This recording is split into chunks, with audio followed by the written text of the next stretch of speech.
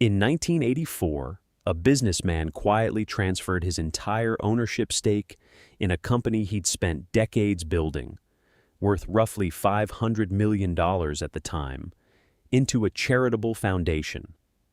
He told almost no one, not his business partners, not most of his own family. For over a decade, the foundation gave away enormous sums of money to hospitals, universities, and research institutions around the world, on one strict condition. The recipients could never reveal where the money had come from. By the time his identity was finally uncovered, he had quietly given away more than $8 billion. We've spent this entire series exploring how old money protects its capital, trains its heirs, and signals its status through etiquette and restraint. Today we're covering the one category of behavior that sits underneath almost all of it. The thing genuinely wealthy, multi-generational families are the most consistent and the most disciplined about never bragging about how much they actually give away. If you want the real architecture behind generational wealth culture, including the part specifically designed to stay invisible, subscribe now. This channel decodes all of it, every week. The statistic that breaks the stereotype. Before we go further, it's worth clearing away a popular myth, the idea that extreme wealth automatically comes with extreme generosity. It doesn't. A recent analysis from the Institute for Policy Studies looked specifically at the Giving Pledge, the public commitment launched by Bill Gates and Warren Buffett in 2010, in which billionaires promised to give away at least half their fortune, either during their lifetime or at death. The findings were sobering. Of the Giving Pledge signatories who have since died, only about a third actually fulfilled that promise.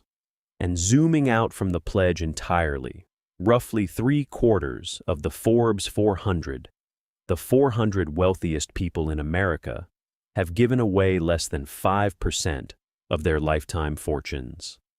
Sit with that for a moment, because it directly contradicts the popular image of the ultra-wealthy as reflexively philanthropic.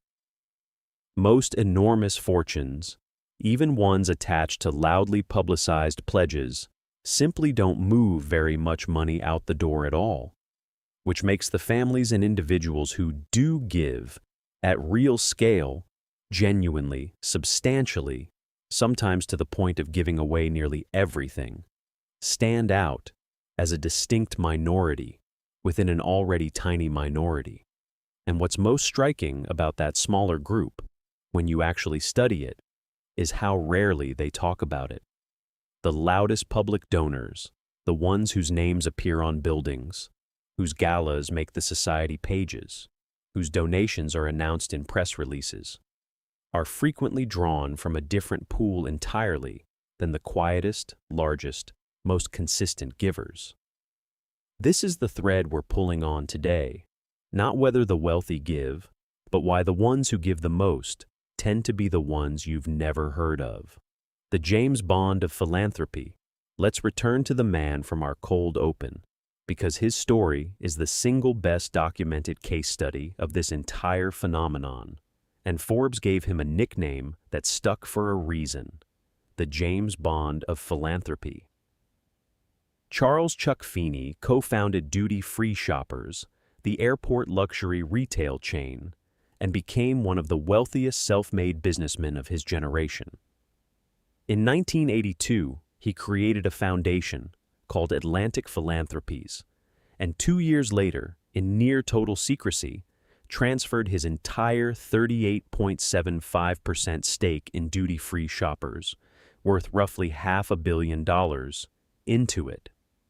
His own business partners didn't know he no longer owned any part of the company he'd helped build.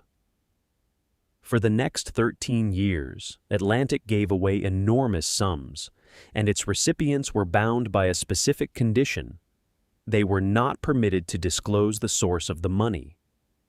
His identity as the foundation's benefactor only became public in 1997, when the sale of duty-free shoppers to LVMH forced a level of financial disclosure Feeney could no longer avoid. Until that point, according to his authorized biography, only a small handful of trusted people even knew Atlantic Philanthropies was his creation. The lifestyle behind this giving is almost as remarkable as the giving itself. Feeney was famous for flying economy class, wearing an inexpensive watch, and living in an apartment described by one journalist as having the austerity of a freshman dorm room. A small lucite plaque on his table simply read, "Congratulations to Chuck Feeney for $8 billion of philanthropic giving." When journalists caught up with him in 2012, he'd set aside roughly $2 million for his and his wife's retirement, meaning he had, by that point, given away more than 375,000% of his remaining net worth. Feeney pioneered a philosophy he called giving while living, the deliberate choice to spend down a fortune on large hands-on charitable projects during one's own lifetime, rather than accumulating it in a foundation to be distributed slowly after death. He funded major, high-risk, high-impact initiatives, contributing to the peace process in Northern Ireland, helping modernize Vietnam's public health system, funding research universities in Ireland and Australia, and committing $350 million to help transform New York's Roosevelt Island into a technology and research hub. By September 2020, Atlantic Philanthropies formally closed its doors, its mission accomplished exactly as planned. Every dollar of Feeney's roughly $8 billion fortune had been given away. Warren Buffett, reflecting on Feeney's influence on his own thinking, said plainly that Feeney was a cornerstone inspiration for the Giving Pledge itself, that Feeney had been living the Giving Pledge long before we launched it, and that it would take Buffett 12 years after his own death to finish what Feeney managed to do within his lifetime. Feeney's own explanation for the anonymity is worth understanding in detail, because it reveals a set of motivations far more sophisticated than simple modesty. According to his biographer, part of his reasoning was philosophical. He'd been influenced by the medieval philosopher Maimonides, who argued that anonymous giving is among the purest and most respectable forms of charity precisely because it removes the donor's ego from the transaction entirely. But Feeney's advisors have also pointed to two more practical reasons. First, he worried that public knowledge of his wealth would put his own children at risk of kidnapping.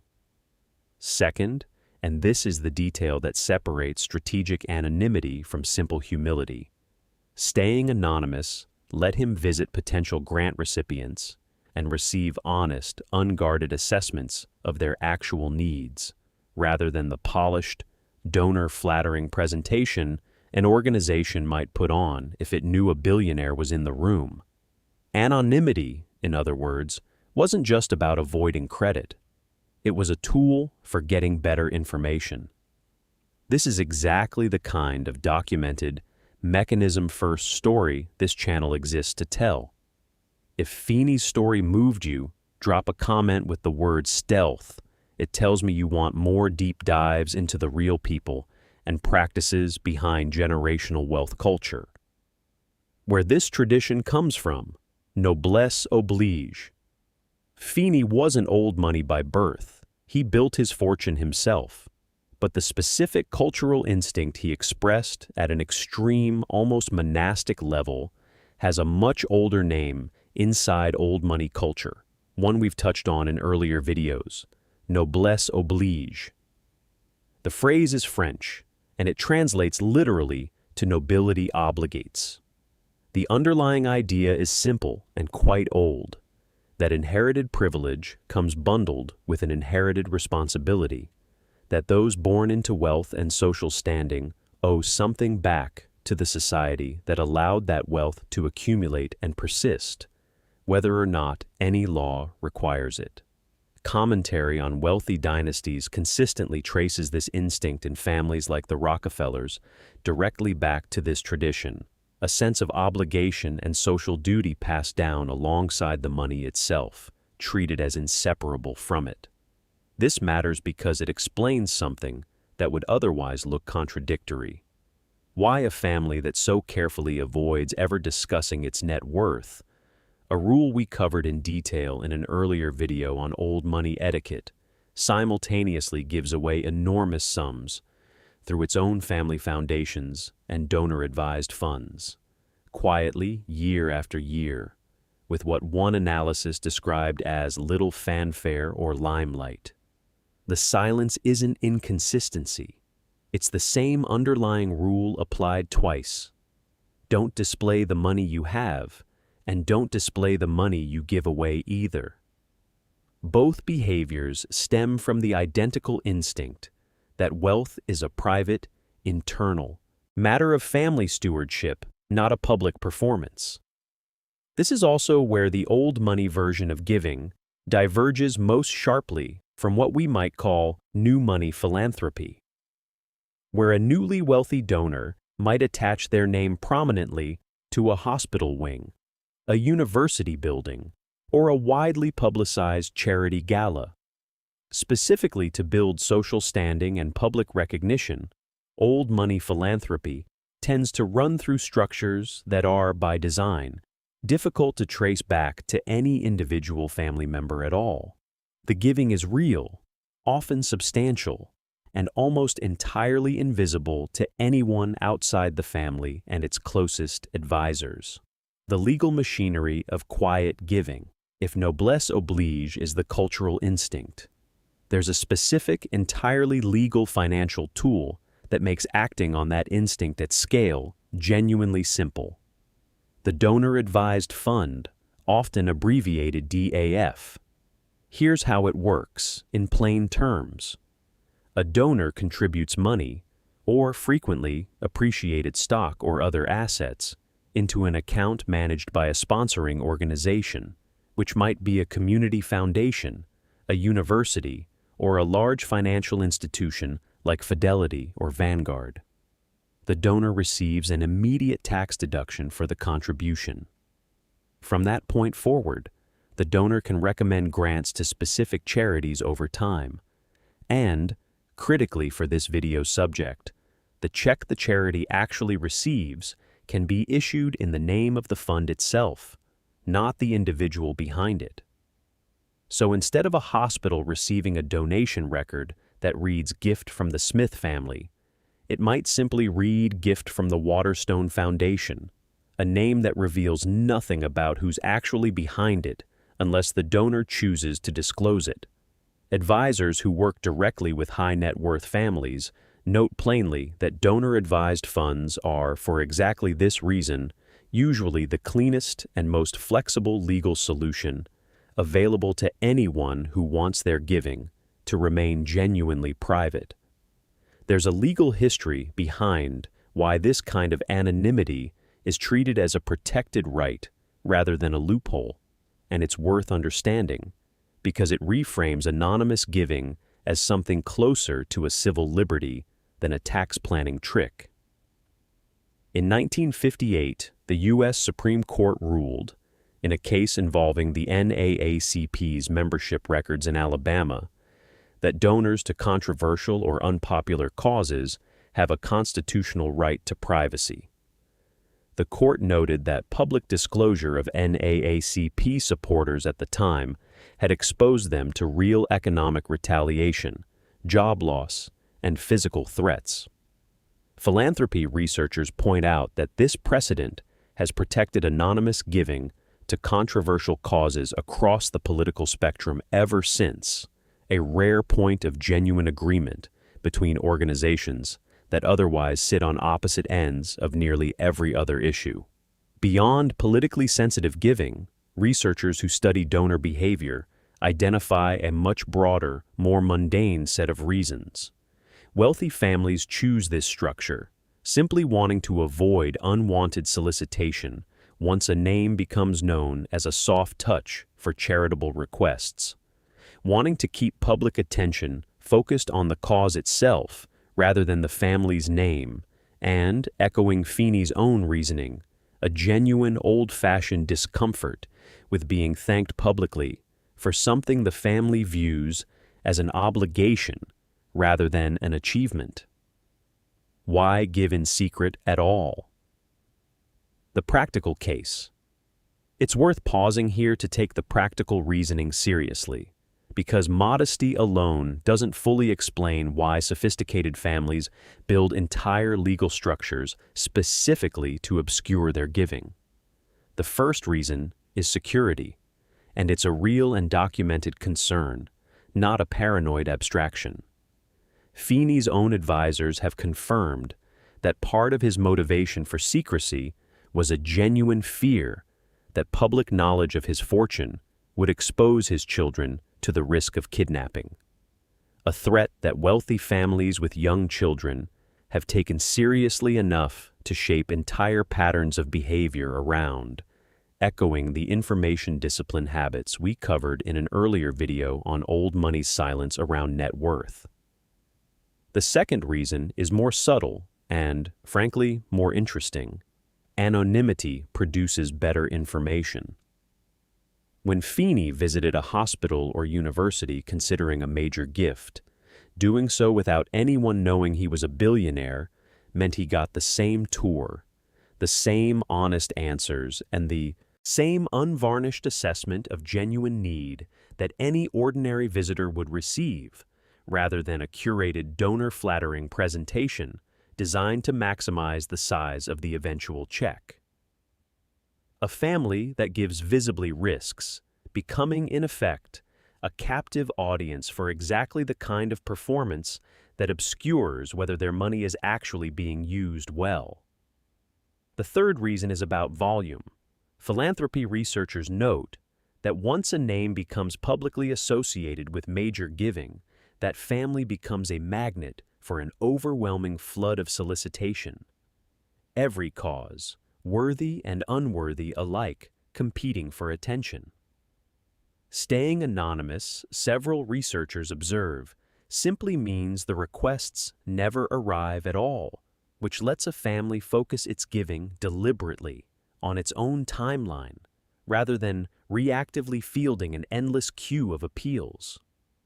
The fourth reason is the most philosophically interesting, and it circles directly back to Maimonides' medieval framework. Some donors worry that publicizing the size of their own gift will actually discourage other less wealthy donors from giving at all. The logic being that an ordinary person watching a billionaire fund an entire wing of a hospital might reasonably conclude that their own much smaller contribution couldn't possibly matter. Anonymous giving sidesteps this entirely. Nobody's more modest gift is ever measured against an enormous, publicly known one.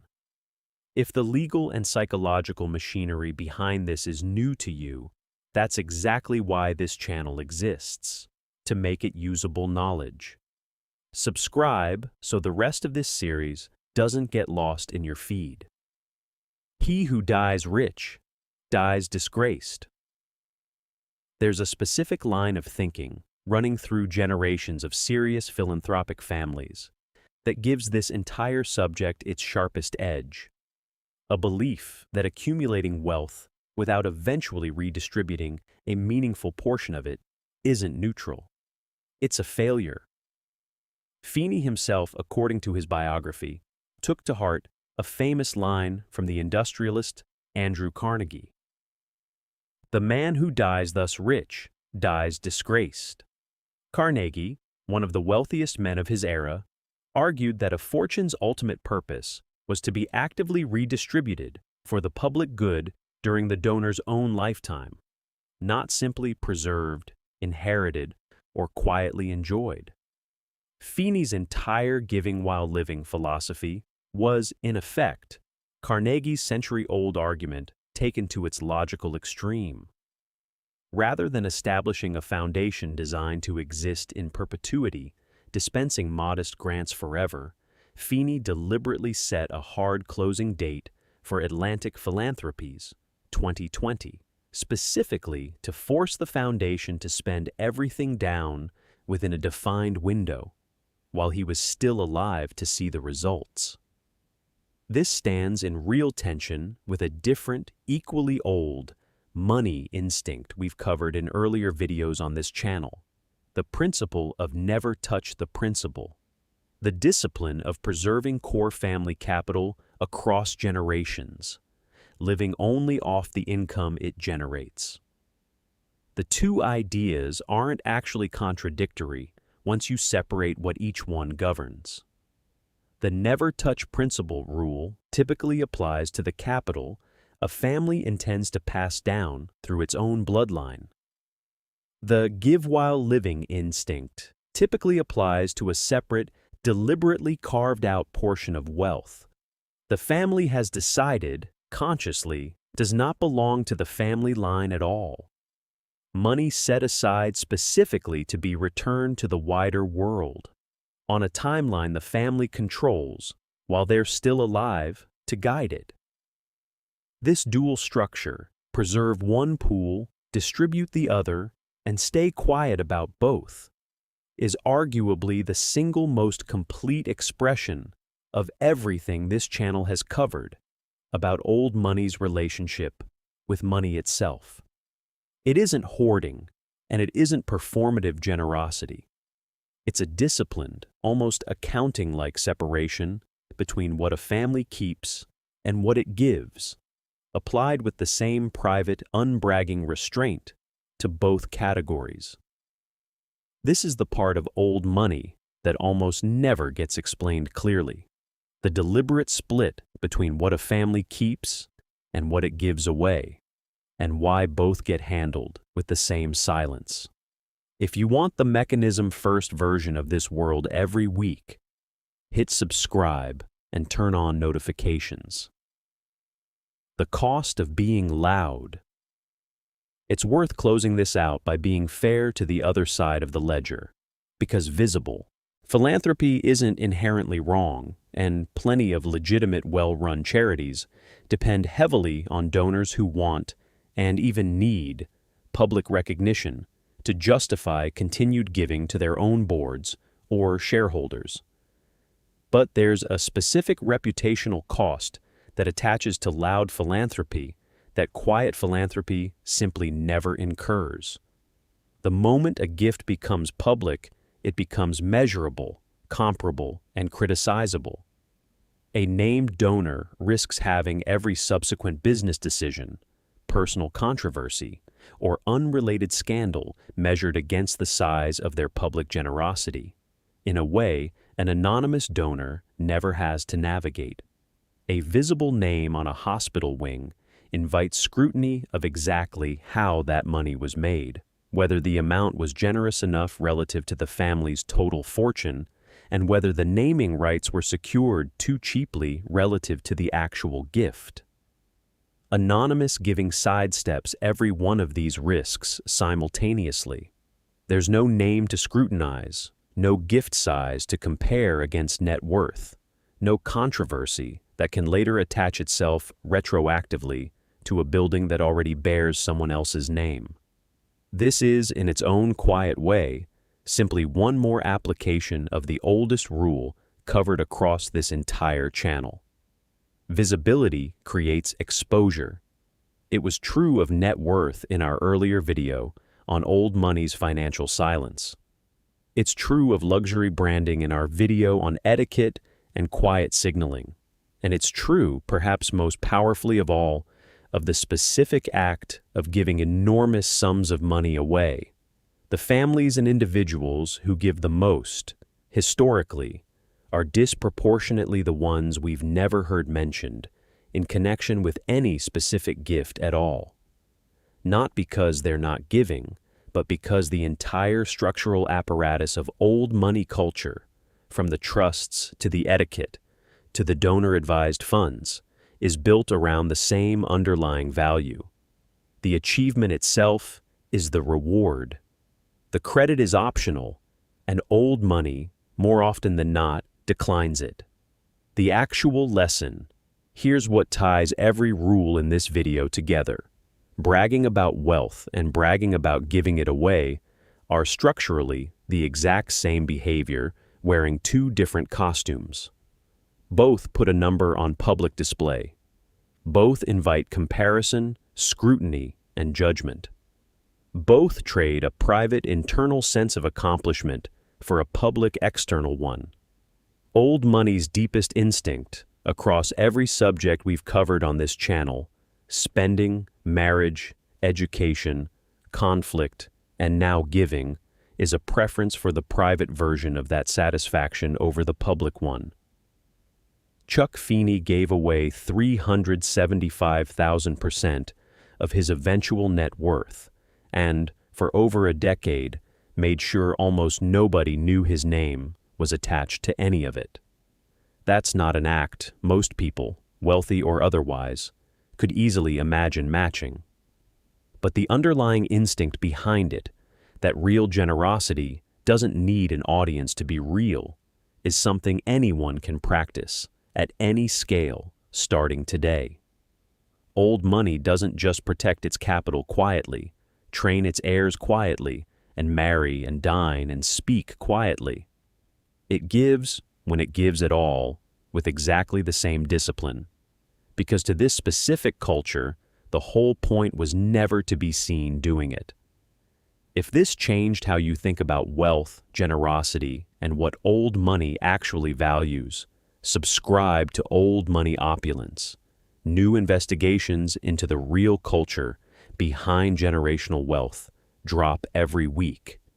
And if you want to see the other half of this discipline, how families protect what they keep instead of what they give away, watch the companion video, The Financial Rules Old Money Never Explains, breaks down the family bank, the liquidity planning, and the trust structures old money uses to preserve its own capital just as quietly. Thanks for watching, and I will see you in the next.